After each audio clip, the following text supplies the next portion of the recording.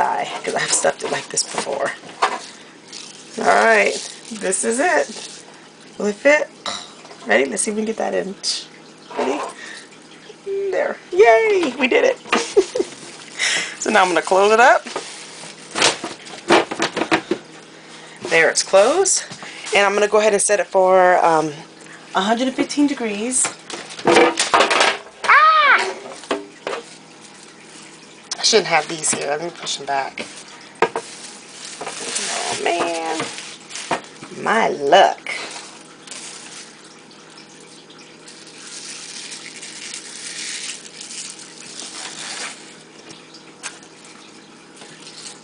Okay. Some spilled. I'll have to pick that up. Let me move this out the way so I can close it. There. Oh, get this bag out the way so I can totally. There we go. Now it's closed. Nice and sturdy. That was a user error. So I'm going to go ahead and set it for 115 degrees. And then I'm going to let it go. It's probably going to go for 24 hours. It would go a lot faster. Maybe 8 hours, maybe 6 hours. If I wasn't stacking it the way I'm stacking it. But for me, I have it in here. It's 24 hours, but I can go ahead and get other stuff done. So we'll be back. I may check back, and I'll keep you posted. So we'll see, okay? It's been about 12 hours. I don't know if you can see it. You see how, do you remember how packed it was? Well, of course, you know, you can wind it back and see. I am going to put gloves on this time. You're supposed to always wear gloves when you're handling this stuff because there's moisturizer on your hands. Sometimes I don't, which isn't good. I don't recommend you do that. But I'm going to put gloves on. Cut that off real quick. Oh, wait, hold on. Okay, hold on. Sorry about that. I'm doing another video, so I needed to check on the food. So you see how much it's down. You see what I'm saying? This has only been 12 hours later. Hold on, let me let my sister go by. Okay, so you see it's all crumpled up. See, look. That's ready. And then I'm going down below. This is where I was saying where I'm just going to go on and put that down below up top to make sure that it got it.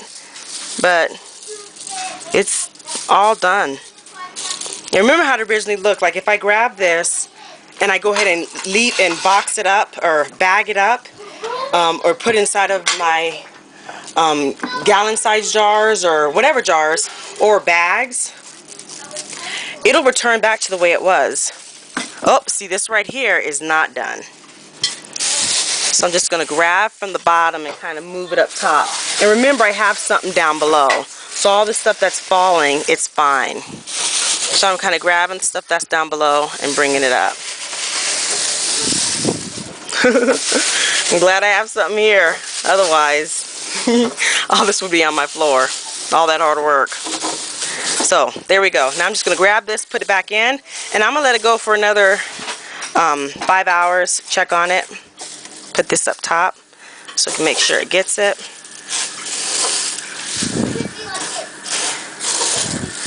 But this is halfway through drying. And there's no specific time, because I could tell you how long it's going to definitely take, but there's different factors such as the humidity, the temperature, you know, of your kitchen, where you have it at, you know. So let me go ahead and put this in, and we're going to do another 5 hours. We'll be back. A lot easier. Put the lid back on, and we are good to go. Put it back on. Sorry, my things are in the way. That's why it's my trays. There we go. Alright, so I'm going to go ahead and start it on up. Alright, so I've let that cool down. So now what I'm going to go ahead and do is, nice and crunchy, I'm going to go ahead and take it out. Good night. Good night. I'm going to go ahead and put it in the bag. And then, I think I'm going to put it in the freezer. Put it in there like maybe 30 minutes. You don't have to, but I want to do it so it can be crispier. And I'm going to go ahead and then blend it up. So let me go ahead and grab a bag.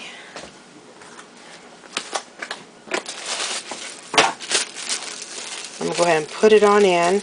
Then I'm just going to place it in the freezer. I recommend for at least 30 minutes. If you want to skip that step, you really can.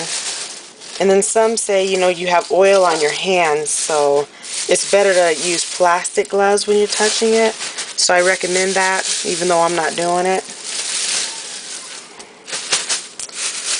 So I'm putting them inside of the bag. And because I'm planning on squishing this up, now for this right here, if I wanted to, I could just bag it like this and kind of get as much air of it out. I would be using a freezer bag, and then what I could do is just use this, and I could put this inside of soups and whatever, because all you have to do is just put water with it and it'll rehydrate back.